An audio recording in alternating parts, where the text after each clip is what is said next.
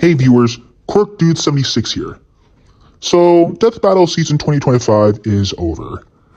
Now, I mentioned this on my old channel. Well, I haven't, but on my old channel, QuirkyFan73, I made a video talking about my top 11 worst to best Death Battles of Season 2025. That was before Ash vs. Yugi came out, and well, Ash vs. Yugi came out. So, to commemorate Death Battle Season 2025, I think it's about time I give a redux version or a remastered version of every single Death Battle that came out in Season 2025, or in 2025. And a lot of prop has to go to Death Battle since, they are going independent. And it also has to go to Ismahawk, Torian, Jet Louise Cruz, Moro, and Devil Artemis, especially Devil Artemis. This dude worked his ass off in Death Battle.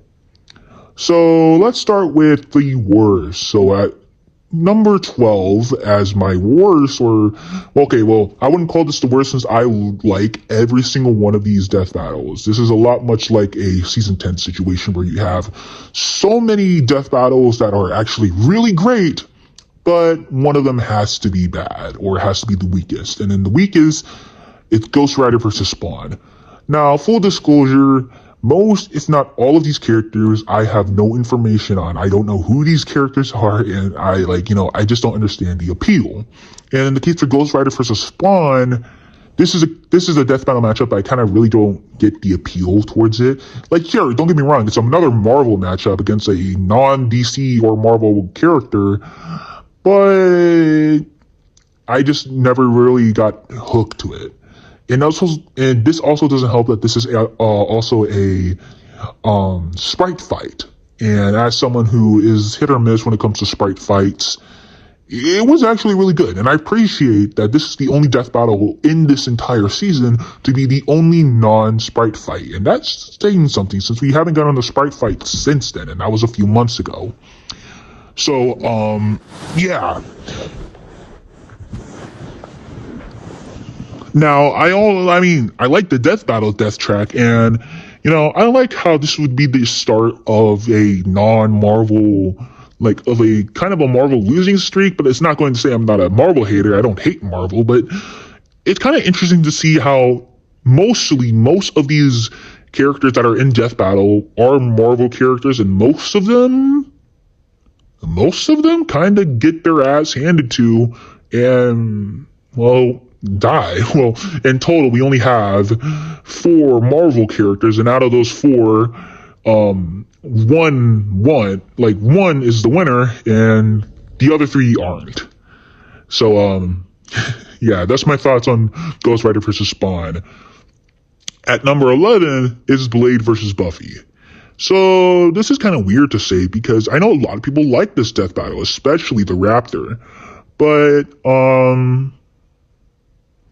I'm not a huge fan of it, but it doesn't mean I hate it. In fact, I don't hate this at all. I believe that Ismahawk did a fantastic job, and everyone who was involved in this live action Death Battle, they did a fantastic job. So I'm not going to diss them on that. However, that does not say the fight itself is actually really great. It kind of annoys me that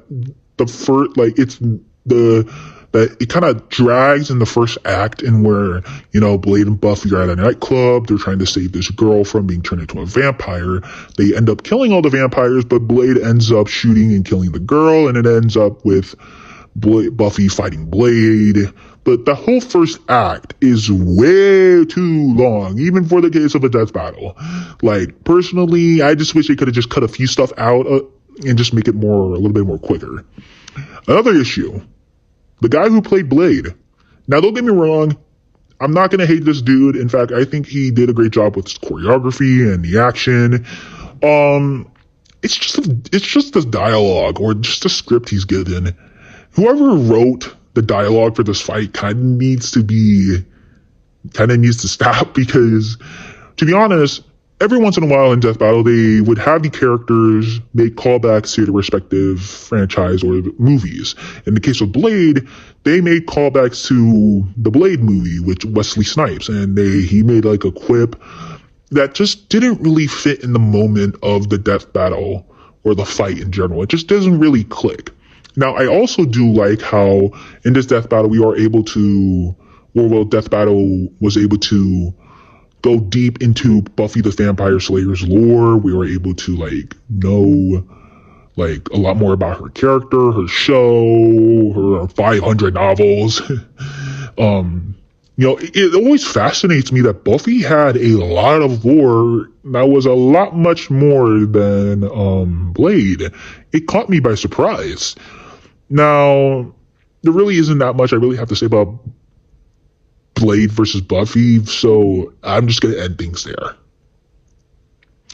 At number 10 is going to go to Kratos versus Asura.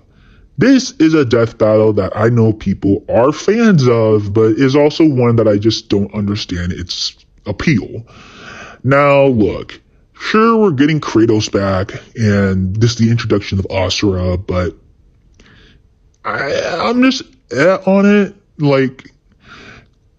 I'm not a God of War guy, and I'm not an Asura guy, but, would that affect me? It would, kinda, but not really. I like the fight. I think the fight is animated great, except for a few shots, but, I like it. I still like it. I like the action. I like the final confrontation. However, I don't like its what if.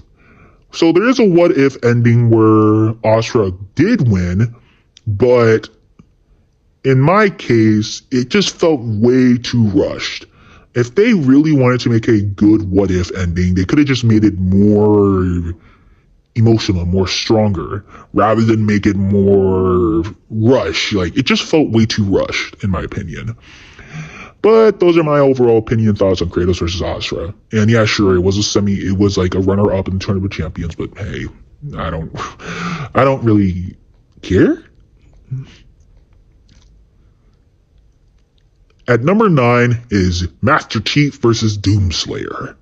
This was another death battle matchup that I was really not looking forward to, and this was because of the fact that we all know who the victor was, but also I was just annoyed by it since it won the Kickstarter for a fan vote for what death battle they wanted to remaster it and remake. But watching it, I think it's really fun. I like how we're able to know more about both Master Chief and Doomslayer. I think the fight's actually really great, having Master Chief be depicted as trying to survive the Doomslayer. I just think it's actually really good. I love the action. The action's actually really great, showing both Doom and Master Chief's arsenal.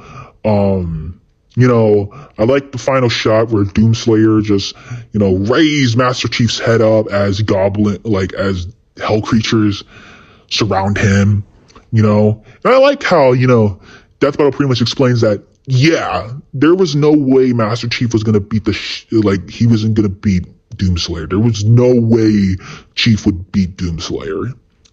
That was if you watched the original Master Chief versus Doomslayer, which we don't talk about that. At number 8 is Tomcat versus Wile E. Coyote. This was one that actually is kind of surprising because I said in my original video this was at number 5. So what changed? Why did it got pushed back to number 8? Well, it was probably because of process of elimination, but you know what? Rewatching it now, I'm just sort of bored by it. Now, don't get me wrong, it still made me laugh. I mean, it's slapstick jokes and how it really does feel like a Looney Tunes and Tom and Jerry cartoon.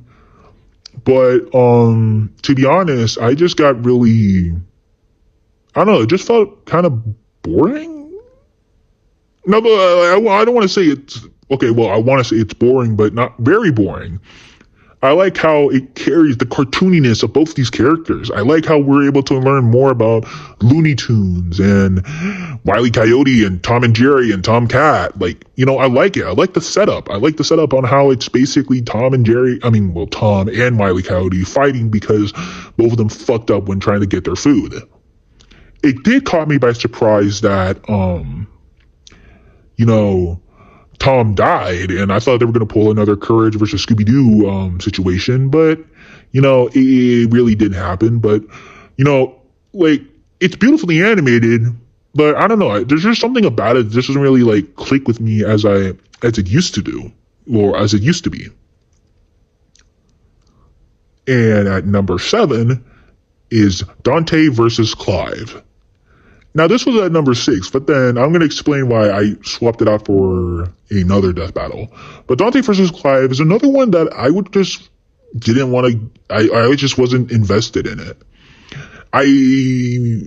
To be honest, it felt kind of weird because I don't know who Clive was at the time, but I did know who Dante was.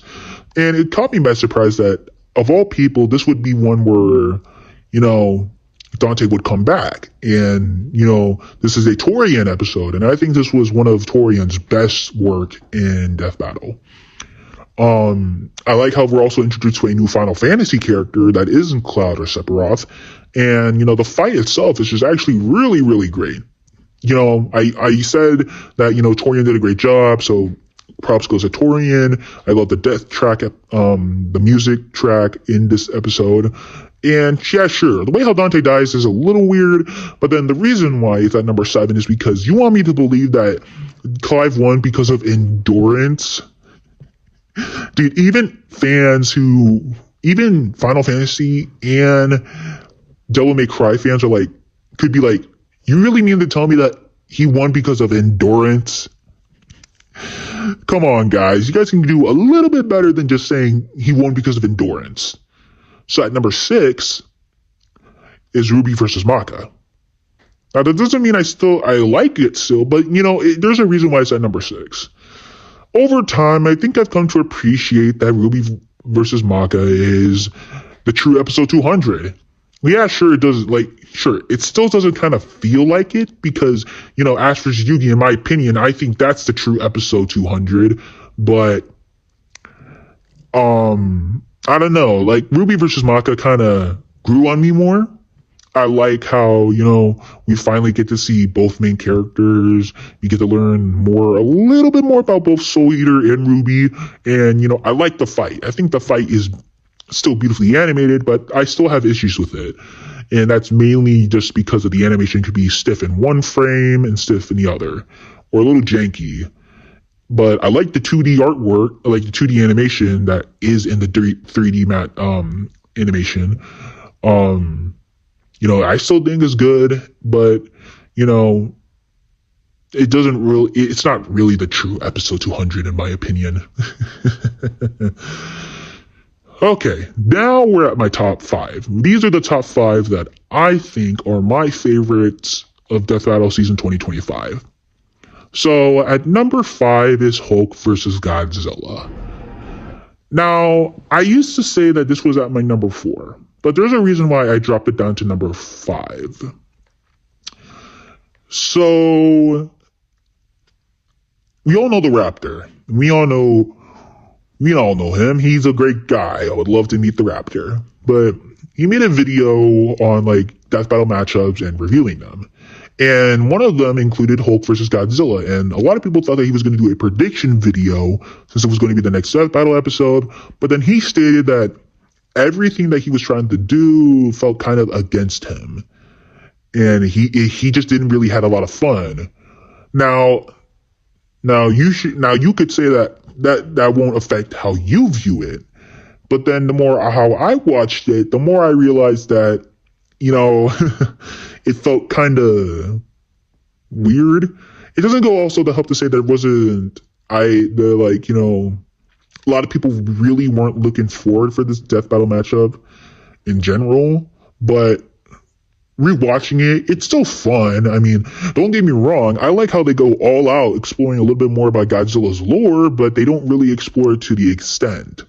They mainly push Godzilla's singular point and a lot of Godzilla in Hell, and not really any of the other Godzillas when they said they were going to do his many iterations.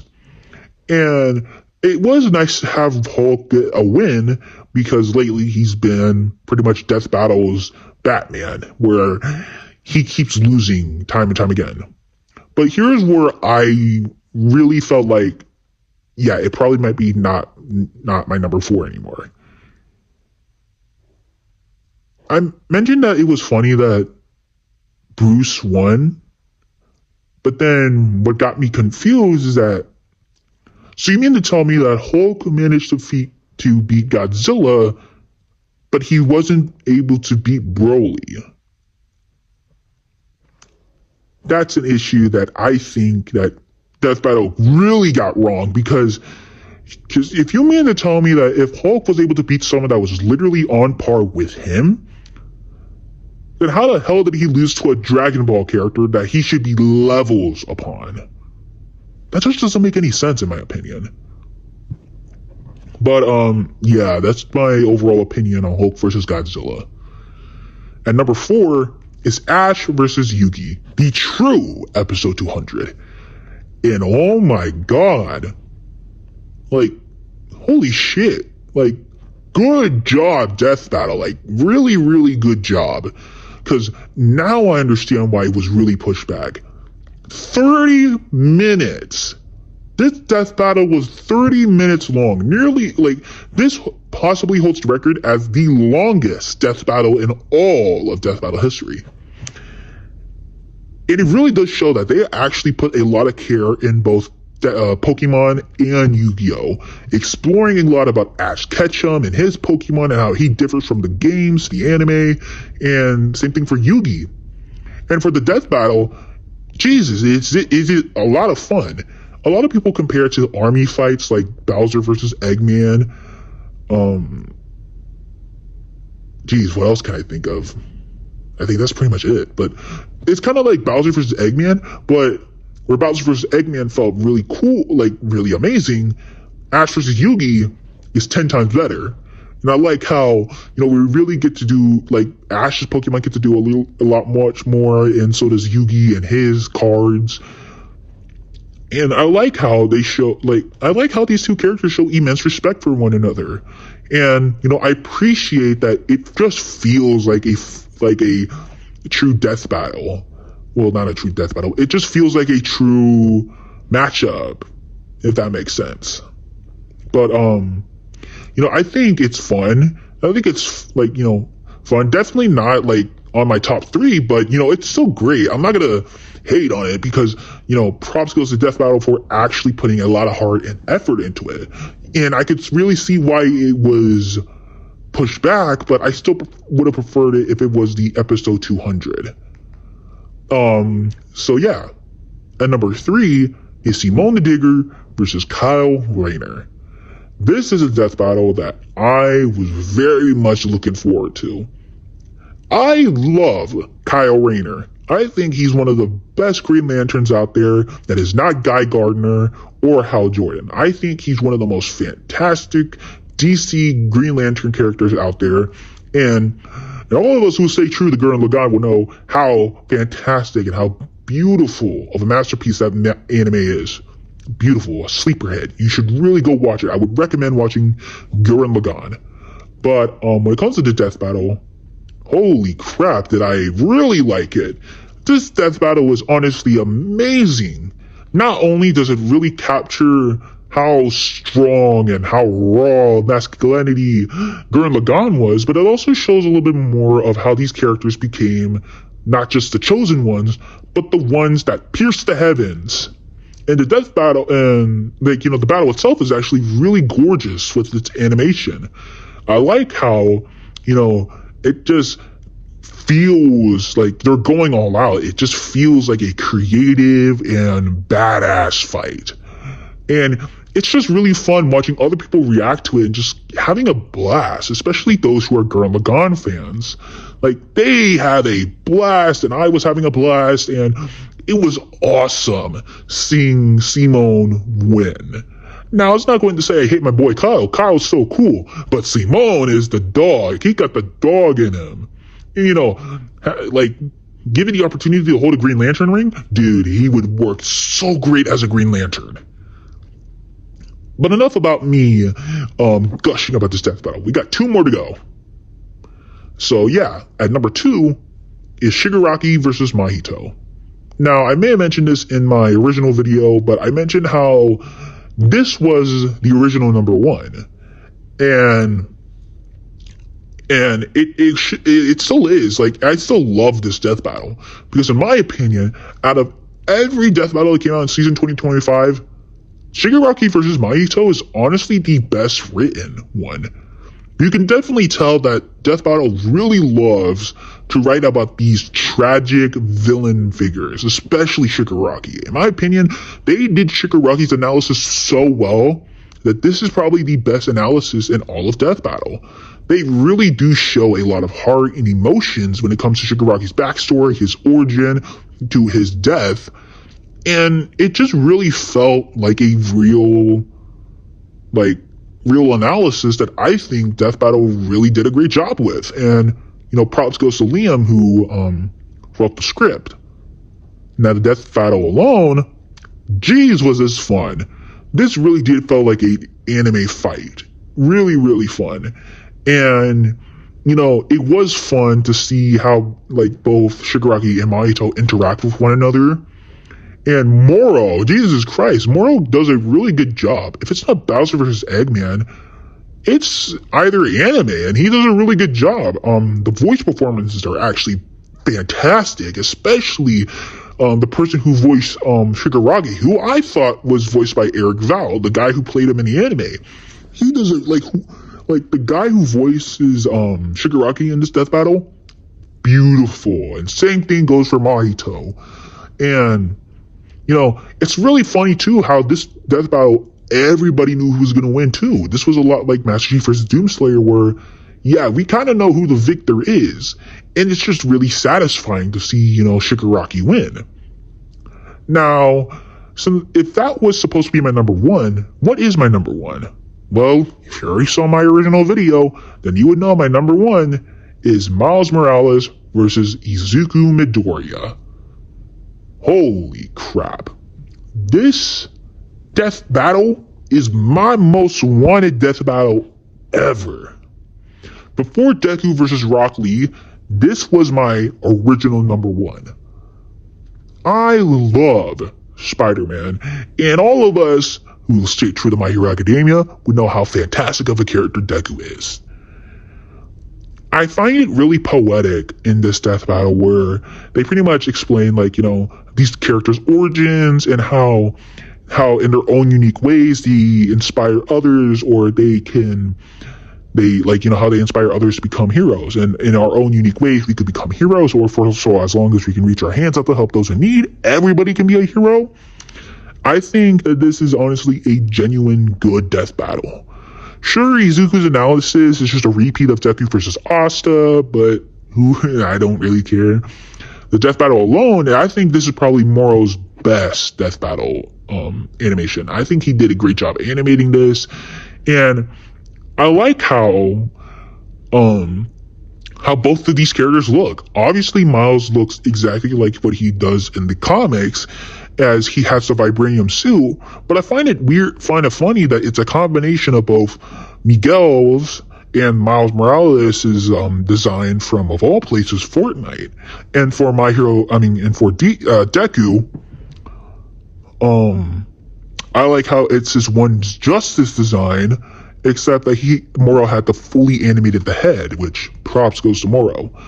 And I appreciate how in this death battle, where unlike Static Shock versus Miles or Deku versus Asta, both of these characters really get to show their personalities, especially Deku. I love that scene where Deku admires Miles' powers and his abilities. I like that. I love that. I wish we really get that more in Death Battle, I really wish we get that more in Death Battle, where the character admires and respects the other character's powers or sets. It's like Samurai Jack versus Afro, or Might Guy versus All Might, which is my favorite death battle of all time.